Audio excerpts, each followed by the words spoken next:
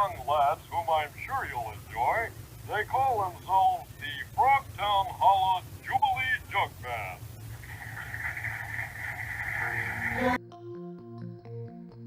The first day of school, my teacher said, "Why don't you draw a picture for your parents?" So I drew a picture of an alligator and I named him Terrence. When I gave that picture to my mom, she said, "I love pink alligators." Then she bought some magnets and she put my picture on the refrigerator.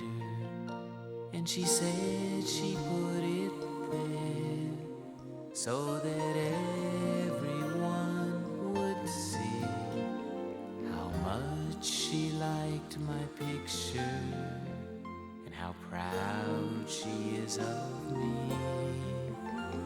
Now when the teacher asks me why a drawing takes so long, I say, 'cause it's a refrigerator picture for my mom. Refrigerator picture for my mom.